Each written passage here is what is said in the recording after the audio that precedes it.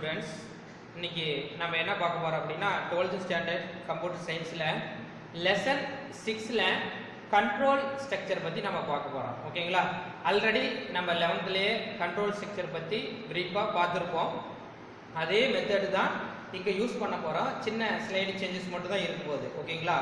First எடுத்தோடனே definition. எதோட definition அப்படின்னு பார்த்தீங்கன்னா கண்ட்ரோல் ஸ்ட்ரக்சரோட டெஃபினிஷன் என்ன அப்படின்னு பார்ப்போம். அதோட இன்ட்ரோடக்ஷன் என்ன அப்படிங்கிறத நாம பார்ப்போம். ஸோ இன்ட்ரோடக்ஷன் என்ன சொல்லியிருக்காங்க அப்படின்னு பார்த்தீங்கன்னா program may contain set of statement. ஓகேங்களா? ஒரு ப்ரோக்ராம் எழுதுறப்ப அது எப்படி இருக்கும் அப்படின்னு பார்த்தீங்கன்னா ஒரு செட் ஆஃப் ஸ்டேட்மெண்டா மட்டும்தான் இருக்கும். எதுல? Control ஸ்ட்ரக்சர்ல. These statements are the executable segments that yield the result. ஓகேங்களா? அப்ப நம்ம ஸ்டேட்மெண்ட்டை எழுதுறப்போ அதை எக்ஸிக்யூட் பண்றப்பையும் நமக்கு என்ன கிடைக்கும்? ரிசல்ட் கிடைக்கும். ஓகேங்களா? In general, statements are executed sequentially.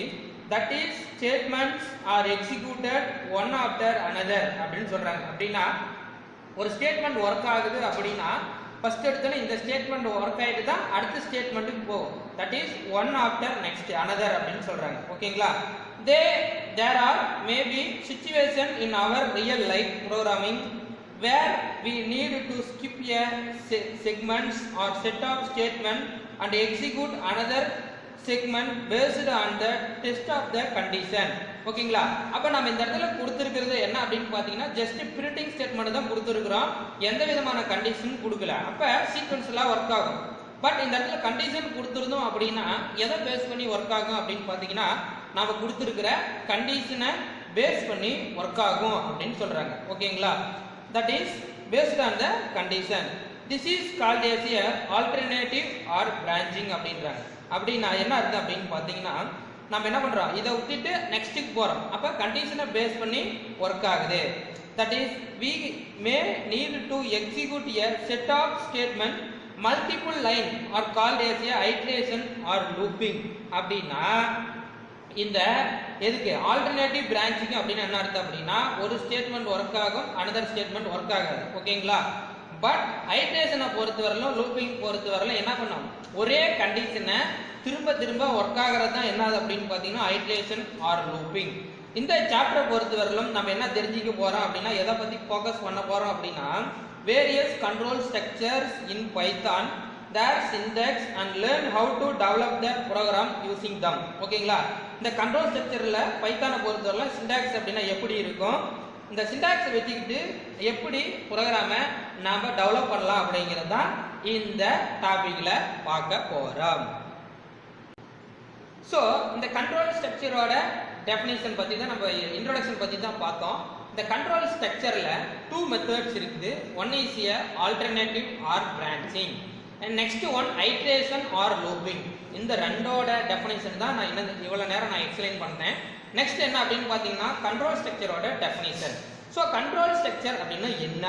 a program statement that causes a jump of control from one part of the program to another.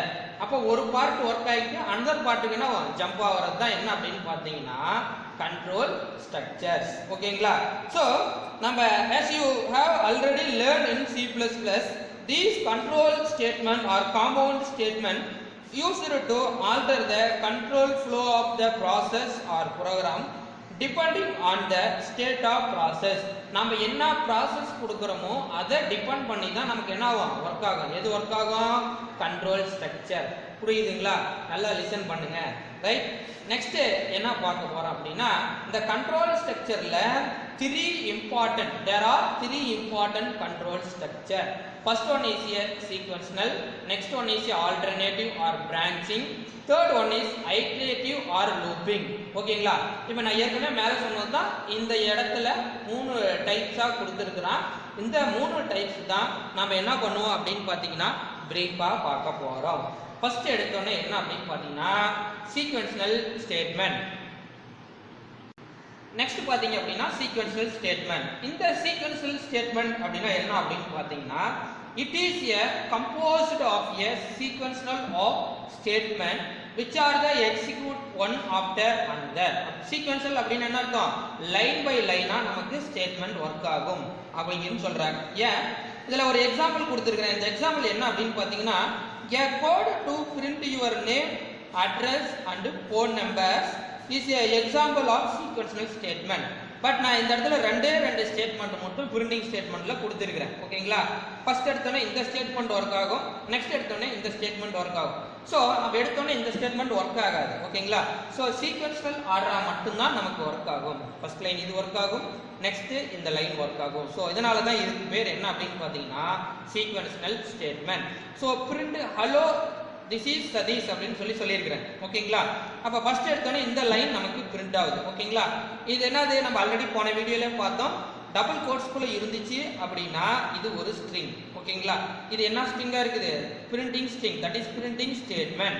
Next பார்த்தீங்கன்னா அட்ரஸ் சொல்லியிருக்கிறேன், பிரிண்ட் 35 செகண்ட் லைன் கார்ஸ்கி டிஎன் அப்படின்னு சொல்லியிருக்கிறேன். ஓகேங்களா, அப்ப நிறைய ஸ்டேட்மெண்ட்ஸ் உள்ளார வருது. எது தனித்தனியா கொடுத்துருக்கிறேன், பட் எதுக்குள்ள கொடுத்துருக்கேன் அப்படின்னா டபுள் கோட்ஸ்ல. இதோட அவுட்புட் பார்த்தீங்கன்னா hello this is Satish 35 second line கார்ஸ்கி டிஎன். ஓகேங்களா, அப்ப நல்லா இந்த இடத்துல ஒரு டவுட் வரணும்.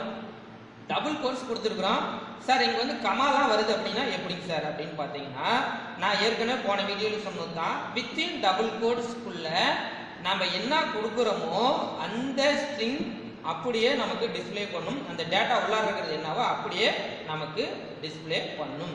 இதுதான் சீக்வென்ஷியல் ஸ்டேட்மெண்ட். ஓகேங்களா, இப்போ கண்ட்ரோல் ஸ்ட்ரக்சர்ல டைப்ஸ் பார்த்துருக்குறோம்.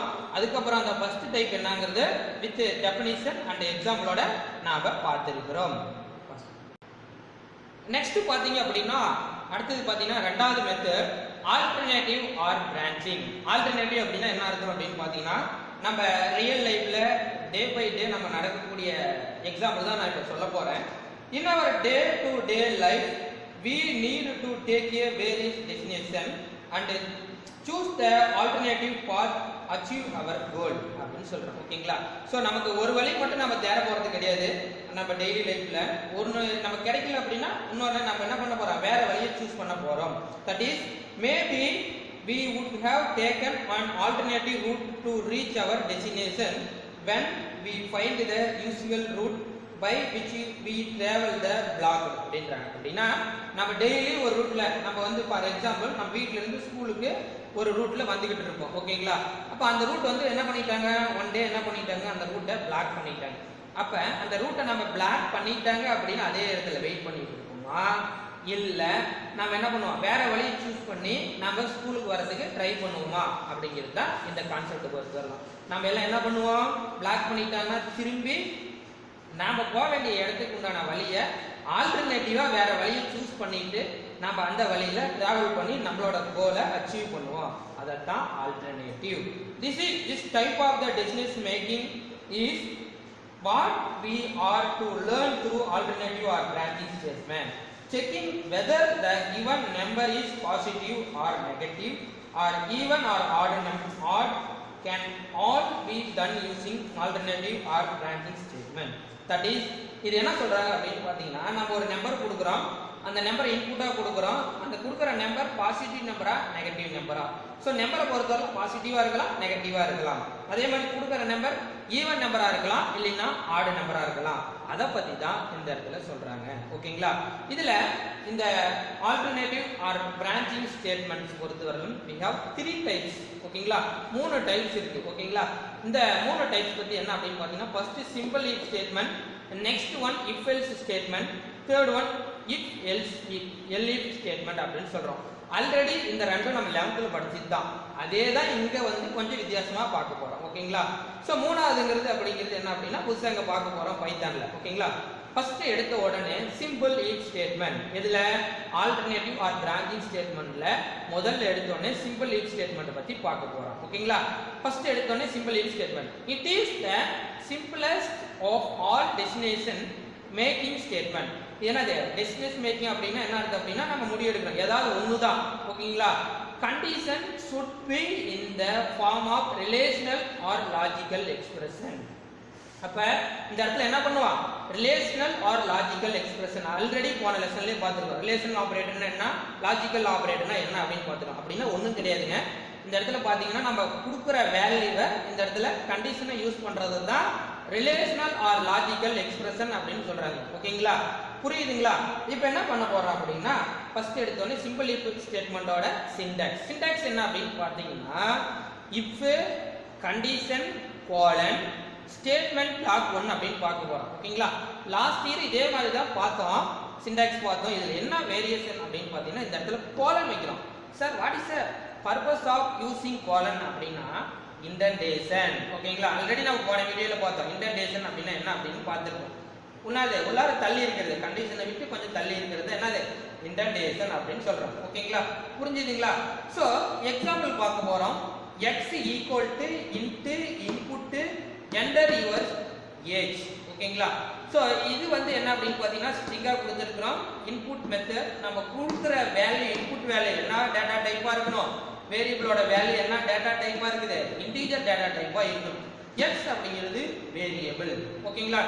ஃபார் எக்ஸாம்பிள் நான் கொடுத்துருக்கிற கண்டிஷன் என்ன அப்படின்னு பார்த்தீங்கன்னா இஃப் கண்டிஷனில் கொடுத்துருக்கிறேன். சிம்பிள் இஃப்னால இந்த சின்டாக்ஸ் தகுந்த மாதிரி நான் கண்டிஷன் கொடுத்துருக்கிறேன். If x greater than or equal to 18 colon அப்படின்னு கொடுத்துருக்கேன்.